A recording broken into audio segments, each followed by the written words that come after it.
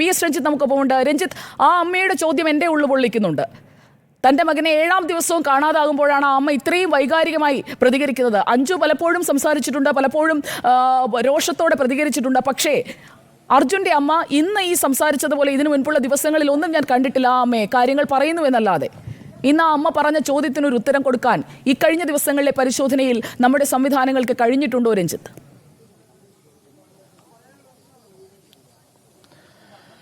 സുജയ, ഉള്ളു പിടഞ്ഞുകൊണ്ടാണ് ആ അമ്മ പറഞ്ഞത്, എനിക്കിനി പ്രതീക്ഷയില്ല, തിരിച്ചു വരും, ജീവനോടെ തിരിച്ചു വരുമെന്ന് പ്രതീക്ഷയില്ല. പക്ഷെ അപ്പോഴും അവർ കണിശമായി വളരെ വിമർശനത്തോടു കൂടി തന്നെയാണ് ഇന്ത്യൻ മിലിറ്ററിയെ അവർ കുറ്റം പറയുന്നത്. കാരണം ഇന്ത്യൻ മിലിറ്ററിയെ കുറിച്ച് അവർക്ക് വലിയ അഭിമാനം ഉണ്ടായിരുന്നു. ഒരു പട്ടാളക്കാരൻ്റെ കുടുംബമാണ്.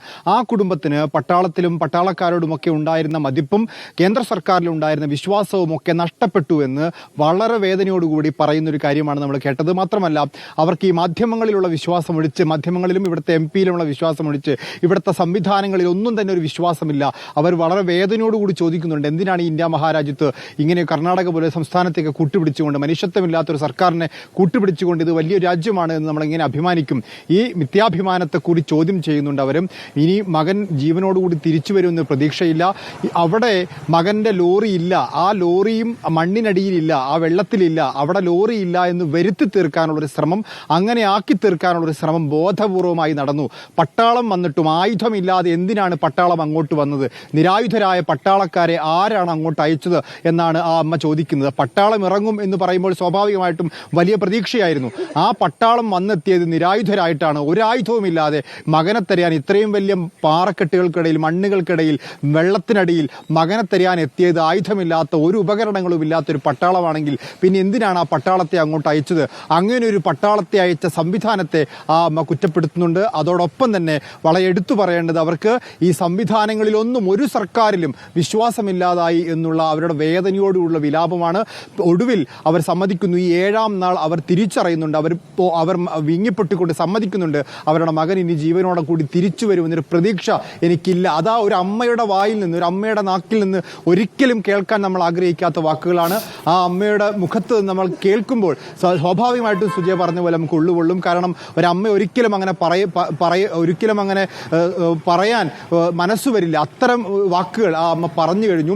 മാത്രമല്ല, ആ അമ്മയുടെ വാക്കുകൾക്ക് അത്ര ശക്തി ഉണ്ടായിരുന്നു.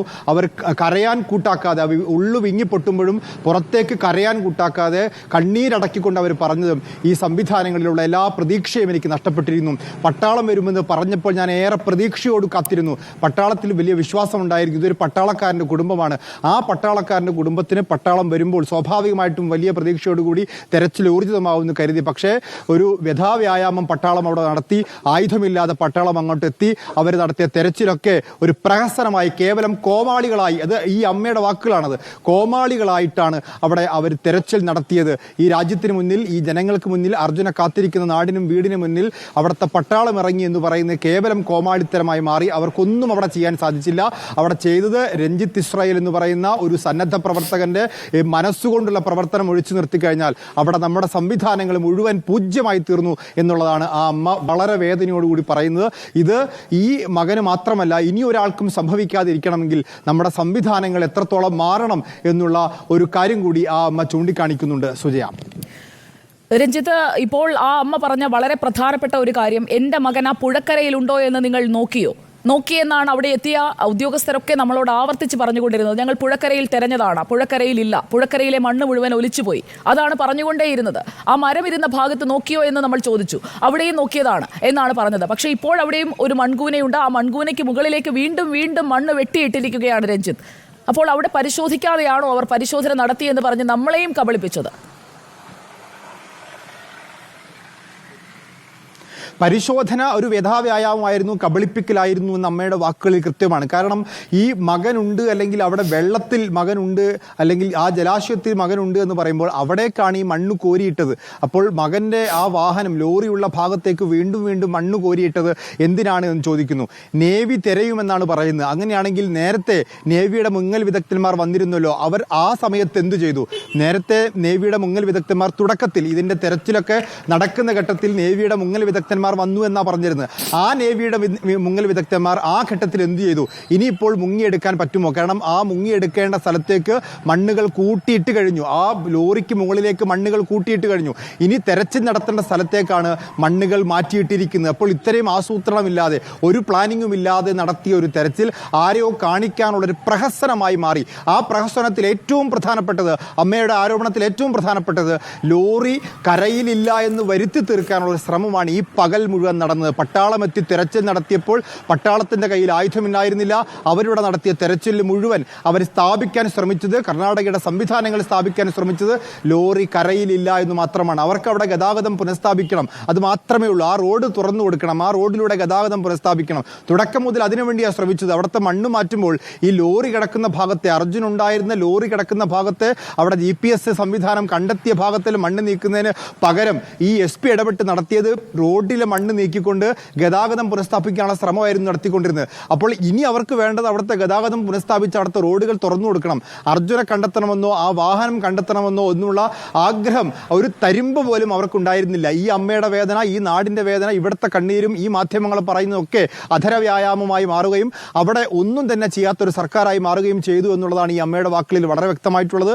മാത്രവുമല്ല, ഈ പകൽ മുഴുവൻ നടന്ന ശ്രമങ്ങളൊക്കെ ഒരു കാട്ടിക്കൂട്ടലായിരുന്നു. മാത്രമല്ല, ആ കാട്ടിക്കൂട്ടൽ അവിടെ ലോറി ഇല്ല എന്ന് വരുത്തി തീർക്കാൻ വേണ്ടി, ആ കരയിൽ ലോറി ഇല്ല, ഇനി കരസേന വേണ്ടതില്ല, ഇനി പട്ടാളത്തിന് മടങ്ങിപ്പോവാം, ഇനി തെരഞ്ഞിട്ട് കാര്യമില്ല എന്നൊക്കെ വരുത്തി തീർക്കാനുള്ള ശ്രമം മാത്രമാണ് നടന്നത്.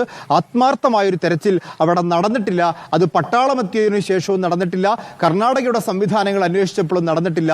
കേന്ദ്ര സർക്കാരിന്റെ പട്ടാളം എത്തിയപ്പോഴും നടന്നിട്ടില്ല. അപ്പോൾ കേന്ദ്രത്തിലും കർണാടക സർക്കാരിലും ഒക്കെയുള്ള വിശ്വാസം തനിക്ക് നഷ്ടപ്പെട്ടു. ഇപ്പോൾ ഈ മാധ്യമങ്ങൾ കൂടെ നിൽക്കുന്നതിനും ഇവിടുത്തെ MP MK രാഘവൻ അവിടെ എത്തിയിട്ടുണ്ട്. അദ്ദേഹത്തിന്റെ ശ്രമങ്ങളെയും ഒക്കെ അവർ ശ്ലാഘിക്കുമ്പോഴും മറ്റ് സംവിധാനങ്ങൾ പൂർണ്ണമായും പരാജയപ്പെട്ടുവെന്നും മിലിറ്ററി എത്തിയത് കേവലം നമുക്ക് അങ്ങനെ പരാജയപ്പെടാൻ കഴിയുന്ന ഒരു സാഹചര്യം അല്ലല്ലോ നമ്മുടെ മുന്നിലുള്ളത്. കഴിഞ്ഞ 7 ദിവസമായി കണ്ണാടിക്കലിലെ ആ വീട്ടിലുള്ള അമ്മയും ബന്ധുക്കളും എല്ലാവരും കാത്തിരിക്കുന്നത് അർജുന് വേണ്ടിയാണ്. അർജുനോ ലോറിയോ എവിടെയാണ് എന്ന് പറയാതെ എങ്ങനെയാണ് അവർക്ക് ആ ഫയൽ മടക്കാൻ കഴിയുക? ദേശീയപാതയിലൂടെ അങ്ങോട്ടും ഇങ്ങോട്ടും പോകുന്ന വാഹനങ്ങളുടെ ടോളാണോ, ഒരു മനുഷ്യന്റെ ജീവനാണോ അവർക്ക് പ്രധാനമെന്നുള്ളത് അവർ തീരുമാനിക്കേണ്ട കാര്യമാണ്. ഒരു ഉത്തരവാദിത്തമില്ലാത്ത ആളുകൾ ഇങ്ങനെയുള്ള കാര്യങ്ങൾ ചെയ്തുകൊണ്ടിരിക്കുമ്പോൾ ഇതല്ല, ഇതിനപ്പുറം സംഭവിക്കും എന്ന് ആ അമ്മയ്ക്ക് മനസ്സിലായി കഴിഞ്ഞിരിക്കുകയാണ്. എന്താണ് അവിടെ കാട്ടിക്കൂട്ടിയത് എന്ന ചോദ്യം അവിടെ നിലനിൽക്കുകയാണ്. ഇത് കണ്ടുകൊണ്ടിരിക്കുന്ന ആർക്കും മനസ്സിൽ ആ ഒരു ചോദ്യം തോന്നിയില്ല എങ്കിൽ നിങ്ങൾ ഒരു മനുഷ്യനെയല്ല. കാരണം ആ അമ്മയുടെ മകൻ എവിടെയാണ്, ആ മലയടിവാരത്തിലുള്ള മണ്ണിനടിയിലുണ്ട് എന്നുള്ള പ്രതീക്ഷയാണ് തന്നുകൊണ്ടേയിരുന്നത്. ഇക്കഴിഞ്ഞ 3 ദിവസവും തന്നത് ആ പ്രതീക്ഷയാണ്. അവിടെ എത്തിയ ദുരന്ത നിവാരണ വിദഗ്ധർ, അവിടെ അതുവഴി പോയ ദൃക്സാക്ഷികൾ എല്ലാവരും വണ്ടി അവിടെ തന്നെ ഉണ്ടാകും എന്ന് പറയുന്നു. മറുഭാഗത്തെല്ലാം തിരഞ്ഞതാണ് എന്ന് ഈ തെരച്ചിൽ സംഘവും പറയുന്നു. അപ്പോൾ JCB ഉപയോഗിച്ചൊക്കെ ഞങ്ങൾ മറുഭാഗത്ത് നദിയുടെ ഓരത്ത് ഒക്കെ ഞങ്ങൾ നോക്കിയതാണ്. അതിനുശേഷമാണ് ഞങ്ങൾ അതിന് പുറത്തേക്ക് മണ്ണ് കോരി ഇട്ടുന്നത് എന്നവർ പറഞ്ഞുകൊണ്ടേയിരുന്നു. അവിടെ തിരയാതെയാണോ അവരപ്പോൾ അവിടേക്ക് മണ്ണ് ഇട്ടുകൊണ്ടിരുന്നത്? ഇനി അവിടെയാണോ ഉള്ളത്, അതോ നദിയുടെ നടുക്ക് ഒരു തുരുത്ത് പോലെ, ഒരു ദ്വീപ് പോലെ രൂപപ്പെട്ട ഭാഗമുണ്ട്, അവിടെയും തെരഞ്ഞു എന്നാണ് പറഞ്ഞുകൊണ്ടേയിരുന്നത്. ഇത് തിരയാതെ തെരഞ്ഞുവെന്ന് പറഞ്ഞ് എന്തിനാണ് ഒരു മനുഷ്യന്റെ ജീവൻ വെച്ച് ഇവരൊക്കെ ഇങ്ങനെ കളിച്ചത് രഞ്ജിത്ത്? തീർച്ചയായിട്ടും ഈ തെരച്ചിലിനകത്ത് ഒരു ആസൂത്രണവും ഉണ്ടായിരുന്നില്ല എന്നതാണ് ഈ അമ്മയുടെ, കേവലം ഈ വീട്ടിലിരിക്കുന്ന ഈ അമ്മയ്ക്ക് പോലും ബോധ്യപ്പെടുന്നുണ്ട്. എവിടേക്കാണ് ഇവർ മണ്ണ് മാറ്റിയിട്ടത്? ഈ നദിയിലാണ് മകനുള്ളതെങ്കിൽ മകന്റെ ലോറിയുള്ള ആ നദിയിലേക്ക് എന്തിനാണ് ഇവർ മണ്ണ് നീക്കിയിട്ടത്? അപ്പോൾ മണ്ണ് നീക്കിയിടുന്ന ഘട്ടത്തിൽ ഇവർക്ക് ബോധ്യമുണ്ടായിരുന്നില്ലേ ഇവിടെ ഉണ്ടാവാനുള്ളൊരു സാധ്യതയുണ്ട്? ഇത്ര വലിയ സംവിധാനങ്ങൾ തെരച്ചിൽ നടത്തുമ്പോൾ ആ സംവിധാനങ്ങൾക്കൊരു ബോധ്യമുണ്ടാവും എവിടെയൊക്കെ മണ്ണ് ഈ ലോറി നീങ്ങിപ്പോകാം, ഈ മണ്ണിടിച്ചിലിന്റെ ആഘാതത്തിൽ ലോറി എവിടെ ഉണ്ടാവും, അത് മണ്ണ് പുഴയിലേക്ക് നീങ്ങിപ്പോകാനുള്ള സാധ്യതയുണ്ടോ? അങ്ങനെയാണെങ്കിൽ നീങ്ങിപ്പോകുന്ന ഭാഗത്തേക്ക് മണ്ണ് മുഴുവൻ കൊണ്ടുവിടാൻ പാടുണ്ടോ? ഇത്തരത്തിലുള്ള ചോദ്യങ്ങൾ ആസൂത്രണം ഉണ്ടായിരുന്നുവെങ്കിൽ ഈ തെരച്ചിൽ സംഘത്തിന് നേരത്തെ തന്നെ ചോദിക്കാമായിരുന്നു. അവർ ഈ മണ്ണ് നീക്കുന്ന ഘട്ടത്തിൽ ആ മണ്ണ് ലോറിയിൽ കയറ്റി മറ്റൊരിടത്ത് കൊണ്ടിടാമായിരുന്നു. ഇത് എളുപ്പത്തിൽ ജോലി തീർക്കാൻ വേണ്ടി, വരുത്തി തീർക്കാൻ വേണ്ടി ശ്രമം നടത്തിയപ്പോൾ ഒരു ഭാഗത്ത് മണ്ണെടുക്കുന്നു, അത് ഈ നദിയിലേക്ക് ഇടുന്നു. ഈ നദിയിലാണിപ്പോൾ ഈ മണ്ണ് മുഴുവൻ കൊണ്ടേയിട്ട മൺകൂണയാക്കി ഇട്ടിരിക്കുന്ന നദിയിലാണ് ഇപ്പോൾ പറയുന്നത് അവിടെയാണ് ഉണ്ടാവാൻ സാധ്യത. അവിടെ ഉണ്ടാവാൻ സാധ്യതയുണ്ടായിരുന്നു, നേരത്തെ കണക്കാക്കണമായിരുന്നു. അവിടേക്ക് ആ മണ്ണ് മാറ്റിയിടാൻ പാടില്ലായിരുന്നു. അപ്പോൾ ഇപ്പോൾ നടത്തിയിരിക്കുന്ന മുഴുവൻ തെരച്ചിൽ ശ്രമങ്ങളും പൂർണ്ണമായും അശാസ്ത്രീയവും ആസൂത്രണമില്ലാതെയുമാണ് എന്നുള്ളതിൻ്റെ ഏറ്റവും പ്രധാനപ്പെട്ട ഒരു സൂചനയാണ് ആ അമ്മയുടെ വാക്കിൽ തന്നെ പറഞ്ഞാൽ. എന്തിനാണ് ആ നദിയിലേക്ക് മണ്ണ് കൊണ്ടേയിട്ടത് എന്നുള്ള ചോദ്യം, അത് വളരെ പ്രധാനപ്പെട്ട ചോദ്യമാണ്.